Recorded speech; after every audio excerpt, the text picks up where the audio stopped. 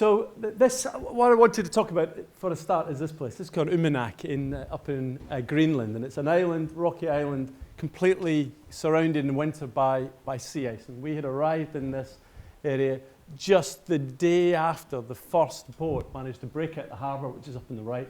You can see its track on the far bottom left, escaping out to go off fishing. And the reason that we were there at that time is because normally at April at that time, it's completely encased in ice, but the melting of the sea ice had been happening ever earlier, and this was a full month earlier than the normal. So we went there, and we went out on the ice with a kind of traditional Inuit hunter who showed us, cutting holes in the ice and talking about how he would sit there lying on a kind of polar bear's kind of skin, waiting for a seal to come up so he could shoot it. And that was his traditional kind of, cultural lifestyle, really. And so when I was chatting to him, I said, have you noticed, changes in the climate? And he said, oh, yes, it's true, the ice melts much earlier now. And this was the last day he was going to take us out in the ice. It was just too dangerous after this.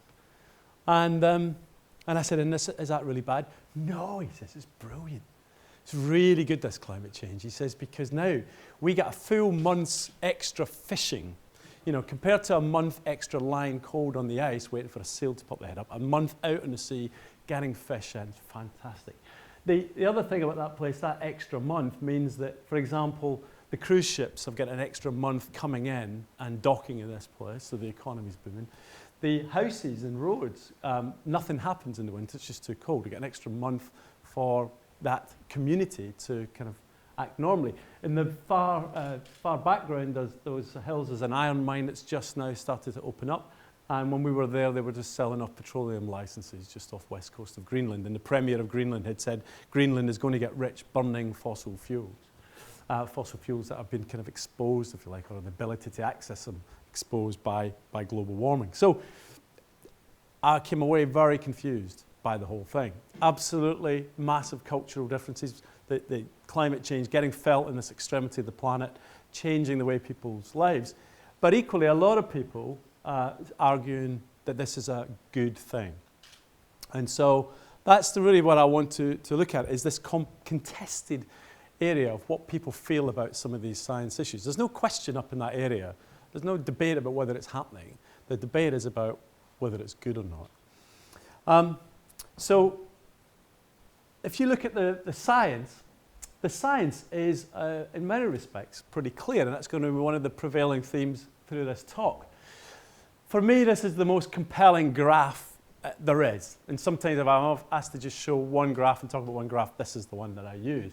It is the story of the kind of rhythms of the ice ages over the last 800,000 years, determined by the ice record in Antarctica. And what we see is, this is the level of carbon dioxide measured in ice bubbles within the snow layers in Antarctica. And you see the kind of CO2 levels rising and falling, rising up to about 280 parts per million when you go into a warm period between the ice ages, so-called interglacials, and then dropping down to about 180 in the ice ages themselves when we lose that kind of slight greenhouse effect. And so what you see then is it bounces up and down between 180 and 280 for about 800,000 years. And it's probably going to go back at least to kind of 1 million. For reference, modern humans, us, we arrived really properly about 150,000 years. So that record goes maybe 4 times longer than modern humans have been kind of around. The key thing is, though, as many of you know, is that around about 1920 probably, for the first time in that whole time scale, the CO2 levels went through 300. And some of you may have heard this, that at the moment, just a couple of weekends ago, it went through 400 parts per million. We think that's the highest CO2 levels for at least 3 million years, and some people are talking about it being maybe 10 million years. So one of the issues, it's very hard to look at that graph and not think that something's changed, that something fundamentally unprecedented has happened in the last few generations of us. So one of the things then is, that's the science, that's the kind of data, is so why is it really that people can look at that apparently extraordinary kind of vision of the way our planet's changed and actually think that there's something that everything's okay. There's nothing to kind of worry about. So what I want to do now is to take you into this contested landscape, really, and to think about why it's contested. And at the end, I'll try and draw out some aspects about that. But first, what I'm going to do is a few years ago, I went to a Skeptics convention in the States, and I just want to show you a bit of that. A few of them are still saying that. This is a gathering of the world's most vocal global warming skeptics. At this conference, there are scientists, but also economists, philosophers, politicians and campaigners. Even a stand-up comedian. Thank you. Thank you all. I think it's ironic that we even have to have this conference in the middle of the coldest winter in 40 years. But I mean, couldn't global warming be a good thing? You know, I think New York might be pretty with a palm tree or two. What's it like being a climate change comedian? Lonely. Is it possible? But this conference has a serious purpose. So the focus on To question the idea that we're facing a climate crisis. Causes all of that structure. Global warming is not a crisis. I think this conference proved that there's no consensus. CO2 is in no way connected to global warming. Yeah. It never has driven temperature, it never will. School children across the world are being scared to death based on speculative, unproven computer models, and a lot of people, including the media, should be ashamed of themselves. Some of the scientists here have spent years questioning catastrophic global warming, like climatologist Pat Michaels. You seem to really thrive on the energy of the debate of this. Well, sure.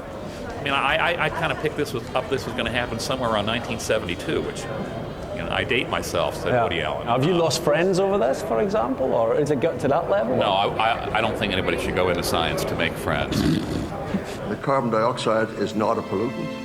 Are you saying that we're now at a climate optimum? I do not know of a single scientist who accepts the fact that there's been any increase due to global warming. Some see these people as heroes, as modern-day Galileos speaking out against oppressive orthodoxy. And others compare them to Holocaust deniers. I mean, that is one hell of a difference of opinion.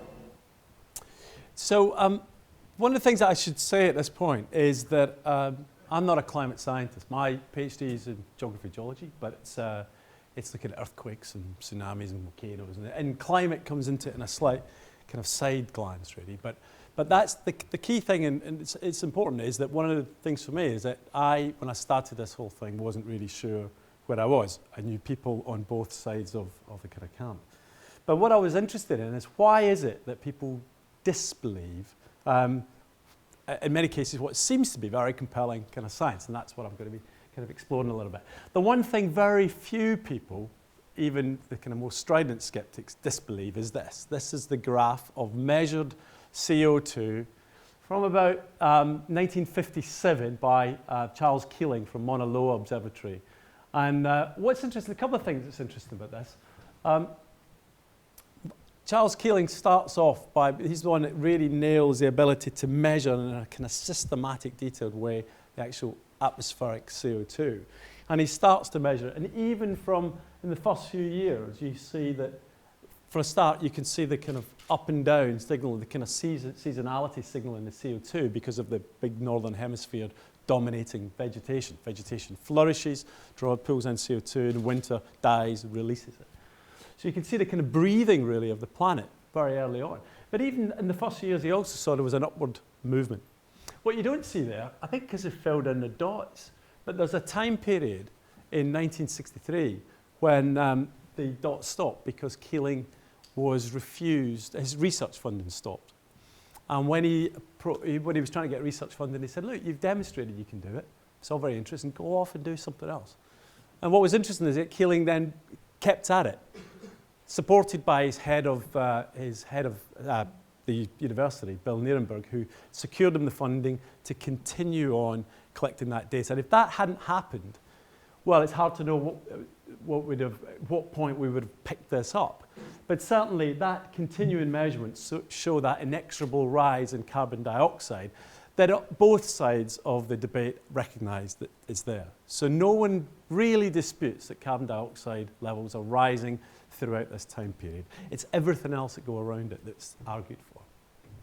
Well, one of the things that I was surprised at in this was just how long it's been widely accepted at the highest levels, particularly in the American administration, that climate change is real and it's going to affect the planet.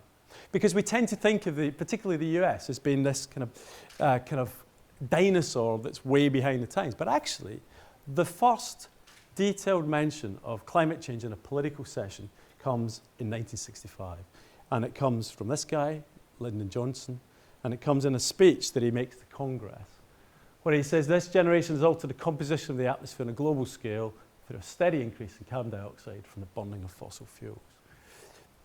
So how is it then that 50 years ago we have a president of the United States saying this is happening and it's going to affect the future? How is it that 50 years on we're still in a situation of that being contested at the highest level of both, particularly in kind of politics and kind of business?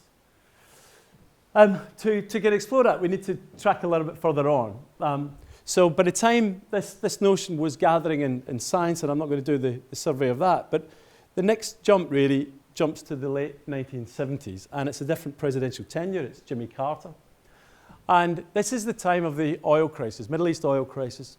It's a time when America is getting very nervous about its reliance on overseas oil, and it's deciding that really it wants to develop its homegrown oil and gas, tar sands, and all of this kind of stuff.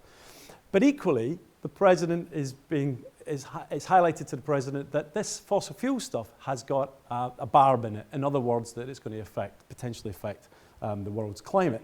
So Jimmy Carter initiates a number of reports. One of them is the really interesting one, is one by the Jason Committee, this amazing group of secretive American science geniuses, most of them physicists, many of them involved in the kind of bomb project, military projects. But for 2 years in the summer, they get asked to look at climate change.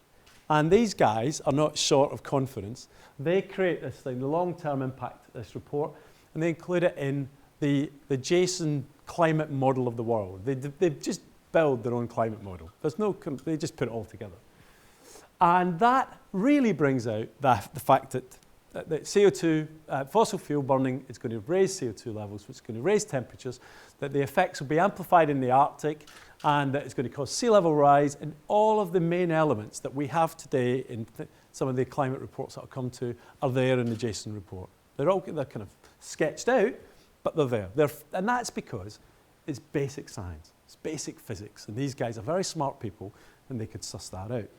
I have to say that the climate people got rather upset at a bunch of physicists trying to tell them their business. So they produced their own report the same year, and the Charney report comes out in 1979, and this is the statement that was passed on to Carter. If carbon dioxide continues to increase, find no reason to doubt that climate change is a result, and no reason to believe that these changes will be negligible. So we've got, again, late 70s, the President of the United States being told this is real and this is going to be big in terms of the future. What happens next is pretty crucial. And what we find is that Carter loses his presidency, and this chap takes over, Ronnie Reagan. Ronnie Reagan comes in, charged with kind of turning America around, wants to build its economic power. This is a country that's going to be built on its own energy and really tied in with kind of industry. But of course, that's all still bogged down in this business about this if we start burning all our fossil fuels, what's that going to do to climate? There's a report already in the process, a kind of committee looking at this, headed by this guy, Bill Nierenberg, who was Charles Keeling's boss beforehand, and the guy really responsible for that graph being able to continue. And Bill Nierenberg, I think, really changes the landscape, because he puts together a committee of scientists, and that report that comes out says exactly the same as the Charney report and the Jason report and the previous ones. But in that report of that committee, he does an interesting thing. He asks 2 economists to come on, one from Yale, one from Harvard. And their reports kind of bookend the report. And what they say is, they say, look, looks like, from the science thing, global warming is happening, carbon dioxide levels are going up, etc. But then they say, but that's a good thing. Because, and they highlight a few things. They say that'll increase productivity. Plants need CO2. So actually, this is our chance, the planet's chance, to increase the amount of agricultural productivity. They say things like, in the US, for example, more people die of cold than die of heat. So actually, global warming, if we are going to get warmer, that'll reduce the number of deaths in the US, say, from really cold winters. But broadly, the argument made across that whole report was, yes, climate change is happening, or global warming is starting to happen. But what that's going to do is going to trigger human ingenuity. That all this collective technology and science that we've got that's helped us, get to the moon and kind of all this military might, we can start applying that to this global problem, and for that, the world will be a better place because of that challenge, that grand challenge that they faced. And to a large extent, I think that the seeds of where we are now lay in that definition of climate change. Because, ironically, at that time, not contesting the science at all. Science was seen as absolutely sound. But saying, hold on a minute, maybe it will be good. So just to take us on then, looking at the science itself. So that's kind of set and process this idea that culturally we're going to look at it in a slightly different way. But let's just, before we leave the science, this is a quote from a book which is by a skeptic, by Ross McKittrick.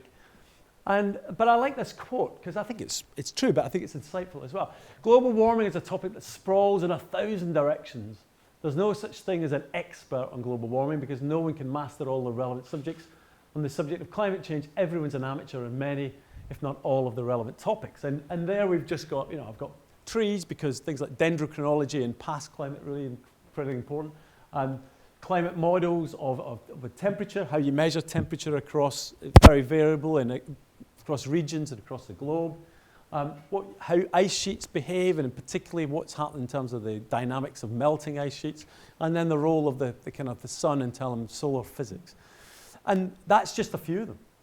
So they're absolutely right. Climate science is incredibly broad and complicated, and no one can understand it. I interviewed Rajendra Pachuri, who's head of the International Governmental Climate Change Commission, IPCC, Intergovernmental Panel on Climate Change, sorry. And he says I only understand maybe 10% of it, and he's the guy in charge of it all.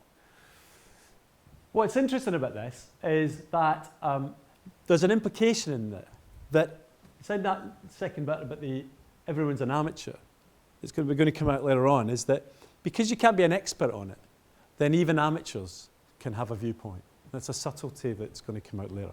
But anyway, let's stick with the complexity of it. The sheer complexity of climate science has meant that the scientific community has done something that it's never really done way before. It's kind of acknowledged that and said, look, all right, this is really difficult. So what we're going to do is we're going to organize it in chunks. And we're going to have different scientific groupings, look at the different sub-areas from experts in those, and then they'll report up this kind of chain of command to the person at the top who'll try to bring it all together. So the understanding of the intricacies are done at a lower level by experts, like people from here, from Harvard, from Yale, from Oxford, from MIT, from some of the Potsdam, from some of the great universities of the world, really.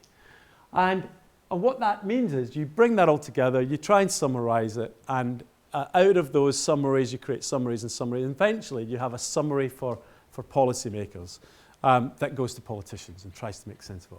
Now, that's not a perfect model, but it's hard to see, given the complexity of climate change, how you do it any other way, because it's just so convoluted.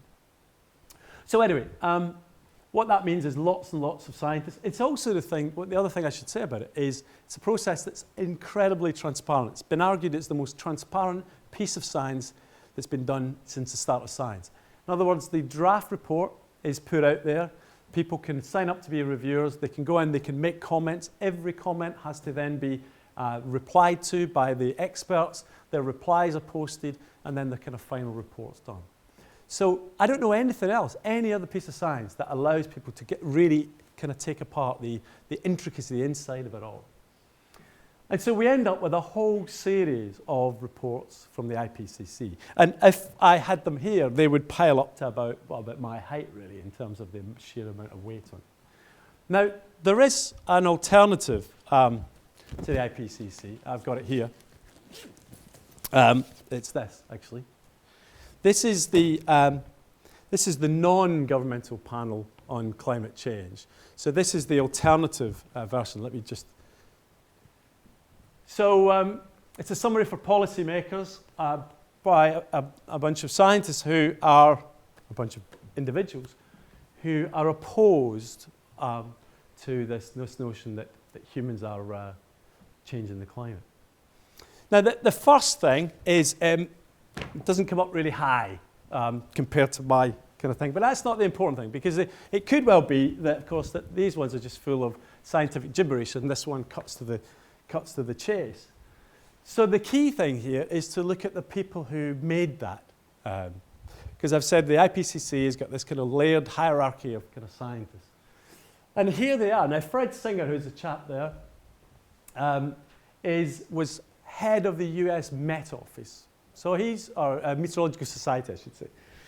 So he's someone you would expect to know something about this whole process. And a couple of the names here are actually climate people. Like William Kinnemith is one. I think Vincent Gray might be one. People who are meteorologists, so they study the weather.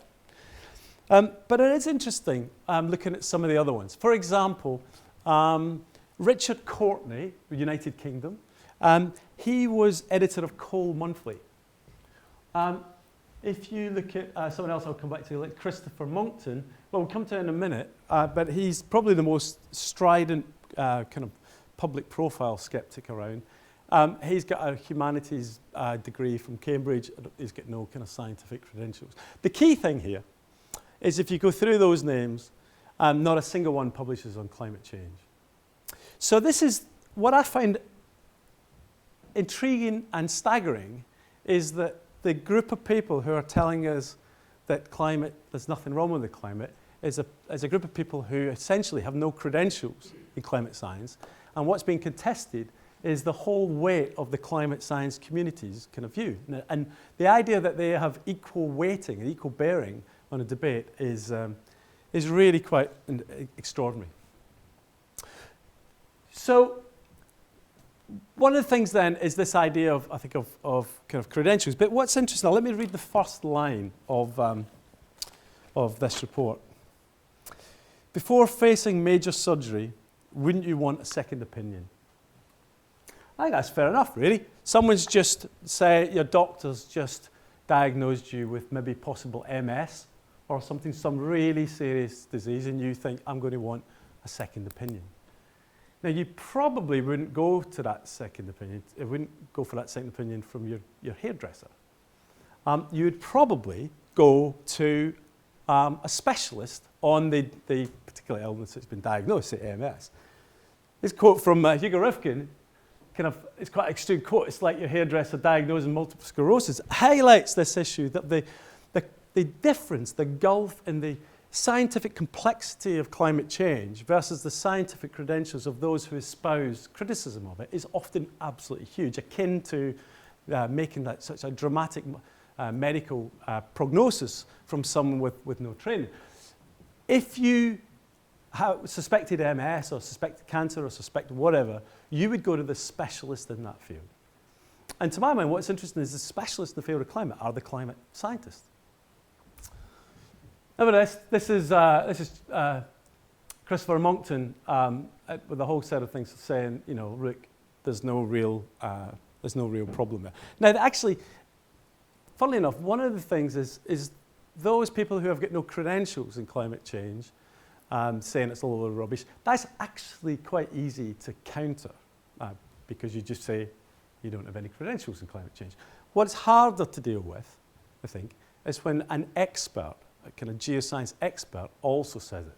And that's what I want to explore a little bit, because geologists, in a funny way, and I'm a geologist, are some of the more skeptical people on climate change. Now, this graph needs a little bit of explanation. It's a funny time scale. It tries to look at the CO2 levels in recent kind of millennia, tens of millennia, or hundreds of thousands of years, millions of years, and then tens and hundreds of millions of years. So it's all kind of crunched up. What it shows is variation. CO2 levels have varied, and for example, if you go right to the left-hand side there, you'll see that those are kind of levels that are really kind of quite extraordinary, kind of high levels.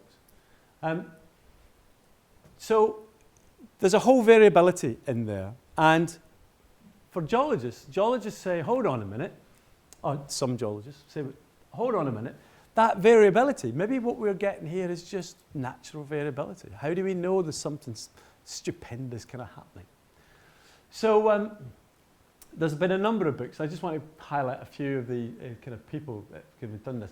But this is one of them is by Iain Stewart, who wrote this book, Heaven and Earth, which I think is probably one of the most substantive pieces of work in terms of the geological science, bringing that to climate change debate.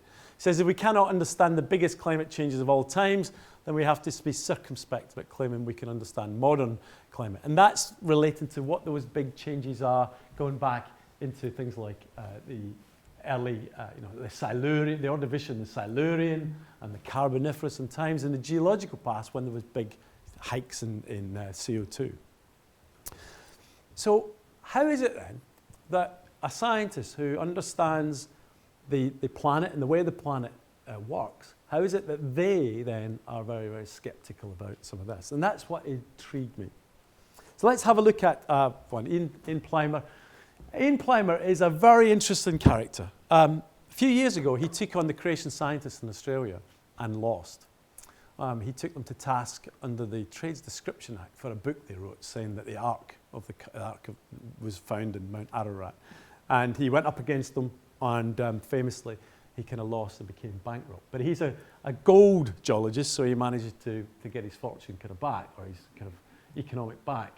But he's an extraordinary, ebullient, impressive character. And certainly in geology, he's well known and well respected as an economic geologist. So, when someone like that goes up against the thing, you think, oh my God, what's he saying? Human forces are orders of magnitude lower than natural forces that drive climate. Global cooling and warming observed during the last 150 years is just a short episode in geological history. Current global warming most likely a result of the combined effects of many natural drivers and cannot be attributed to human impact. So it's that swinging variable graph. It's saying, look, all we've got is we're in one of those really changeable kind of time periods.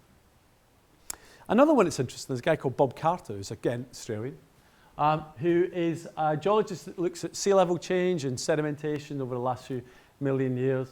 And he wrote an interesting book called The Climate, the Counter Consensus. Look at the top of it, it's independent minds. And one of the ideas here that goes through this is about clear thinking from independent people, not just blindly following the orthodoxy of what's said, but actually thinking outside the box and trying to always think outside the box. So Bob Carter's one is kind of in a way similar. He says climate is and will continue to be created and controlled by immense complex natural forces and not by political fact. Any practical way out of the present stop global warming fiasco must acknowledge that reality. So again, it's this notion that if you understand the planet, you understand the planet is erratic and can do strange things. Therefore, we shouldn't be so surprised when it's doing it now. Those are two of the main kind of geology kind of skeptics, but there's a couple of others that I think are quite instructive as well. A geologist that I vaguely know, but also was brought up in some of his books, Cliff Ollier, an Australian geologist, wrote an article really saying that ice sheets, it's ridiculous trying to say the ice sheets are going to melt. These are huge, huge volumes of ice, and it's just going to take really a long time for them to actually kind of melt. It's going to be, all of this is related to past climate. It's got nothing to do with what's happening now. Interestingly enough, he published this in a magazine called The Geoscientist, which is the magazine of the Geological Society of London. And then a few weeks later came the riposte. Now, I don't expect you to read all of this, but this riposte, the important thing is you don't know necessarily those names, but those names are some of the top UK glaciologists, glacial geologists. And they wrote a long piece, and the main thing is the last line. We demonstrate in this argument that those arguments are, demonstrate in this article that those arguments are not in fact based on an accurate understanding of contemporary glaciology. Kind of what they're saying is, they're saying Cliff Ollier doesn't understand glaciology because it's moved on dramatically over the last few decades. And this is one of the issues we have, is the frontier science has sometimes advanced so much that even those trained in it 20 years ago, 30 years ago, won't really get it, won't understand it. And I think that comes back, I'll come back to this in a little bit later on. So that's really saying, as a community of glaciologists saying, look, you don't understand how glaciers work, and we do, and it's actually, they're absolute support in the idea of ice sheets potentially collapsing under climate change. This guy's an interesting guy. Niels Ahlmann from Sweden, Stockholm in Sweden. It says past president of the Inqua Commission on Neotectonics, and then president of the Commission on Sea Level Changes. I was president of the Commission on Neotectonics just after him, so I know him reasonably well. And he's a fantastic maverick scientist, but let's see what he says. He says, they know the answer. The rest of us, we're searching for the answer. Because we are field geologists. You always feel a hammer banging down a bit. They are computer scientists. So all this talk of sea level rising is rising. This stems from computer models, not from observations. The observations don't find it. Now, I'm intrigued by this. Is this idea of how someone who's part of a wider community has a view that's so deviant from the mainstream community. And let me justify that. When I pointed out to Inqua Commission the kind of sea level of some of the papers that Niels Ahlmann was publishing, on the back of being the kind of past president, they wrote this letter on the right here. That he's misrepresented his position, that one was terminated. I think the bit, it says here, that Inqua does not subscribe to Morner's position on climate change. Nearly all of this is the last line. Nearly all of these researchers agree that humans are modifying the Earth's climate, a position diametrically opposed to Dr. Morner's point of view. And beside that, that is the pattern of sea level change. It's not a model, it's the observations. It's the tide gauge observations, by and large, supplemented in the kind of far end by the satellite measurements, which demonstrate rising sea levels. So what is it about, and there's kind of few other people, geoscientists could do this. What is it about this? Well, I don't know all of them. I know some of them. And it seems to me that one of them is they're mavericks. They've made their career and been very successful early on thinking outside of the box. They've thought laterally, and it's been very successful. They've challenged the prevailing orthodoxies, and they've overturned them in their different areas. Morner, for example, is one person more than any other that's been arguing that the northern latitudes with ice sheets has an area of past seismicity, something that's now really well accepted. And I think one of the things that happens to those people is you have to, I suspect, always be a maverick. You always have to be moving into uncharted, contested territory to try to make your name. You never accept the orthodoxy. But sometimes the orthodoxy will be correct, by and large. And so that puts you at a disadvantage in some instances. So one of the things is trying to work out when is the right time to challenge and try and overthrow the orthodoxy. When is the right time to say, well, actually, this is looking pretty solid. In many of the cases, many of these people have, if you like, fallen behind the research front. They're into all sorts of things and they've not been able to do it. So the research front is kind of slightly overtaken them. When I talk about climate change, I'm not a climate scientist, and so on what basis do I say it? Well, one of the things is every geoscience organization on the planet has got a statement on climate change that says, you can go and check them. So, for example, that's that's a Canadian geoscientist, the Geologists of America, the AG, American Geophysical Union, JOLSOC, European Geosciences Union, what is that, New Zealand and Australia. All of them say something broadly, there's climate change is happening, that humans have got something to do with it, and we need to kind of address this. All of those except one organization, and that's the American Association of Petroleum Geologists. And the American Association of Petroleum Geologists get a long discourse on this statement. I've just taken one thing from it. The current climate warming projections could fall within well-documented natural variations in past climate and observed temperature data. In other words, they're saying, look, the jury's out on it still. It's possible that this stuff could all be kind of natural and encouraging more research in this particular area. So when I speak to it, I don't necessarily speak as someone who's been a frontline researcher in climate science in many respects, but I look at myself as someone who has kind of covered a lot of that landscape, looks at the experts and just tries to portray as faithfully as I can the views of the experts. In that context, it's worthwhile looking at a study that was done a few years ago now. It was a big survey on geoscientists in particular about climate change, published in the American Geophysical Union journal Transactions. And the question, there was a number of questions, but one of them was, do you think human activity is a significant contributor in changing mean global temperatures? Now, across the board, there was something like 3,000 geoscientists surveyed. This was the way that it kind of came down. A yes was about 87% of geoscientists said that. So again, from my point of view, what I'm saying isn't especially controversial. Most geoscientists hold that view. The ones that I've mentioned before are ones that don't. But it's more interesting if you delve a little deeper, because if you look at climate scientists, so those subsections of geoscience that actually study the climate, then it goes up. It goes up to about 88 or 89%. And if you look at active climate researchers, those study the climate and publish peer-reviewed research on that, then it goes up to something like 97%. And so one of the interesting things then is this business about who you're going to take your science from. If the climate is incredibly complicated, you would think you would take the science from the best people to understand the science, which would be climate scientists, not necessarily a kind of collection of people who have got various kind of broader vested interests. So the interesting summary of all of that is that you can start to look at areas of this community and think, well, who is it that within that that's a little bit more skeptical? So these are all areas of earth science, and you can look at how they what their views were. And there's two groupings within that big data set that are significantly more skeptical of climate change than the majority of geoscientists. One of them is meteorologists. So meteorologists are only 63%.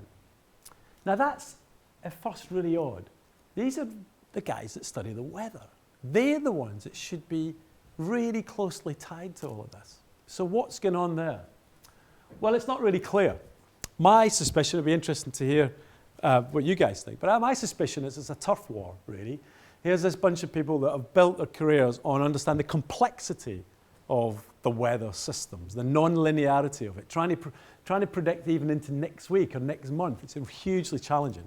So then these guys come along with their climate models that go into next year, next decade, next century.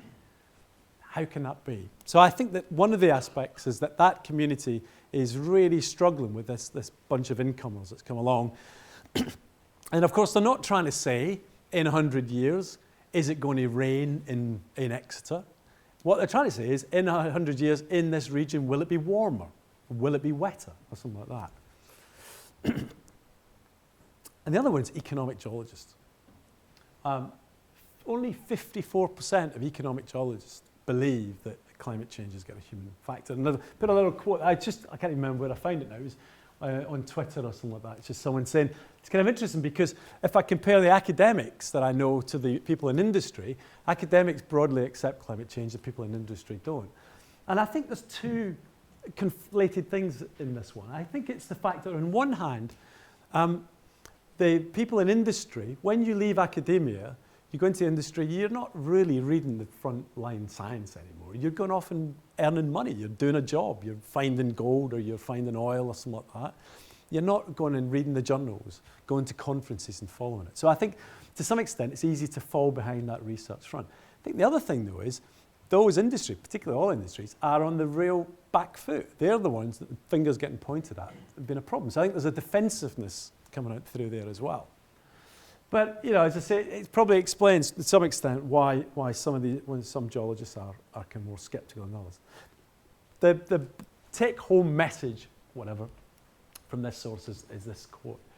So it's saying it seems that the debate on the authenticity of global warming, the role played by human activity, is largely non-existent among those who understand the nuances and scientific basis of it. In other words, the climate scientists. The challenge, therefore, is to kind of how to effectively communicate this fact to policymakers and to a public that continues to mistakenly perceive debate among the scientists. If you look at the front column on that one there, in that particular article is what they have the public at. Public are way behind the scientists in perceiving that. So why is it? Why is it that, you know, given that 50 years ago, or almost 50 years ago, in 1965, this thing was being said at the top level, why is it in that half a century we still haven't crept across to actually convince the public? And I think it's largely to do with what's called manufactured uncertainty.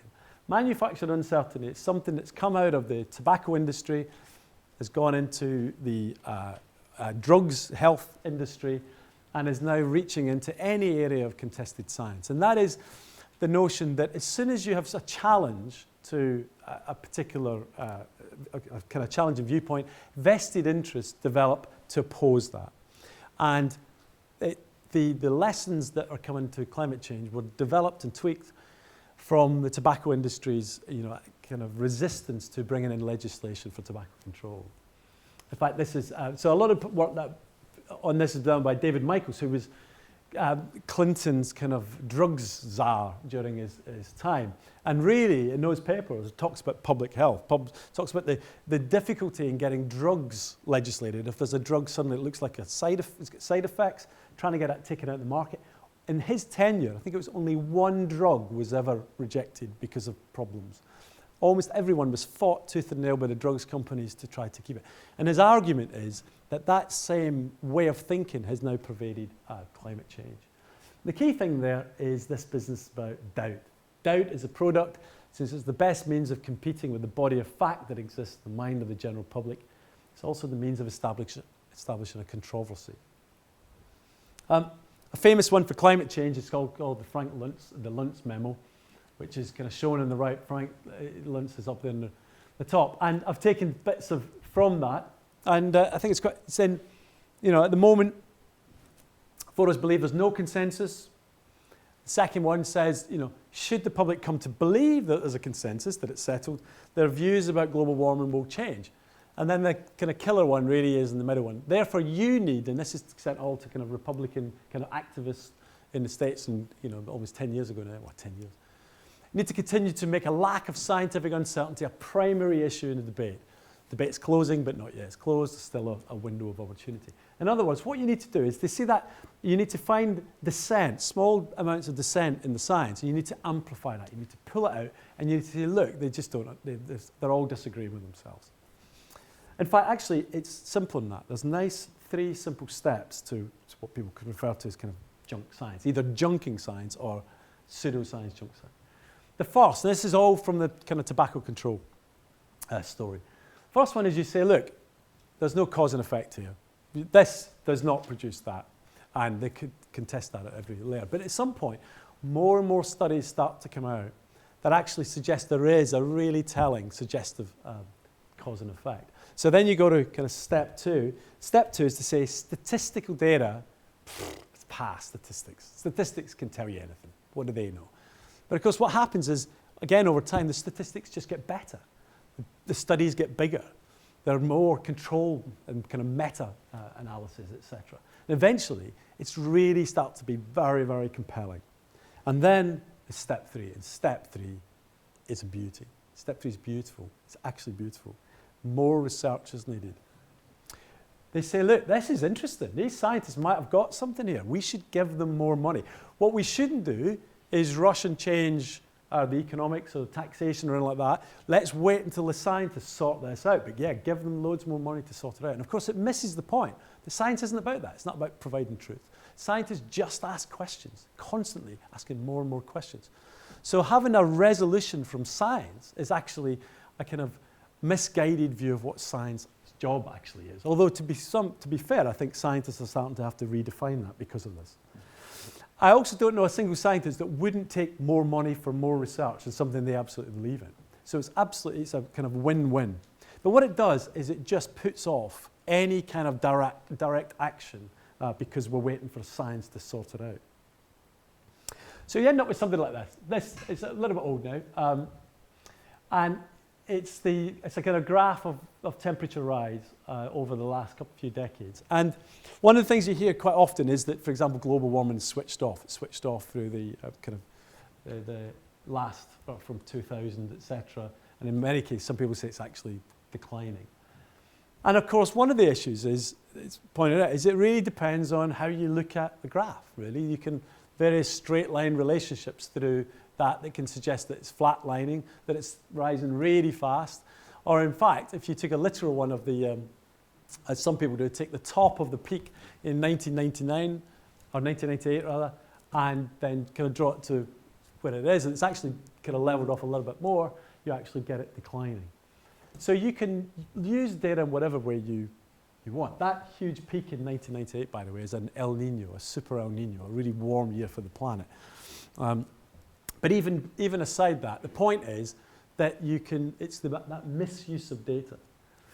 I show that because it came from the Met Office Hadley Centre's kind of press release at the time, because a whole lot of people were coming out and saying it's all over, it's all done with, and the Met Office know it. If that was, I don't know, you're too young to have mortgages. If that was salaries or anything, or maybe you're interested, you probably don't care about interest rates. If that was anything that you were interested in, you would probably look at the long-term trend. In other words, you'd look at the longest possible trend, and that would be ticket. And that's what climate scientists are arguing. You take your long-term trend, and it's still kind of going up. And so you end up, there's an alternative way to look at it. This is the in terms of the temperature difference. And what you see is that we've stepped up from the 70s to the 80s to the 90s, 2000s, into the warmest kind of decade on kind of record. And so the Met Office, this is their statement, it's all very clear. Temperature's rising and humans are kind of responsible. So in terms of the kind of, just to finalize the very last slide now, where I am in sense of where kind of suggestions for you guys, because this is really complicated stuff. I kind of like this quote. All scientific work's incomplete, whether it's observational or experimental. All scientific work is liable to be upset or modified by advancing knowledge. So the science is this kind of fluid business. That doesn't confer upon us a freedom to ignore the knowledge we already have or to postpone action that appears to demand at a given time. In other words, you deal with what you've got in front of you, the best data you've got in front of you. Who knows, asked Robert Browning, but the world may end tonight. True, but on available evidence, most of us make ready to commute in the 8:30 the next day. So that quote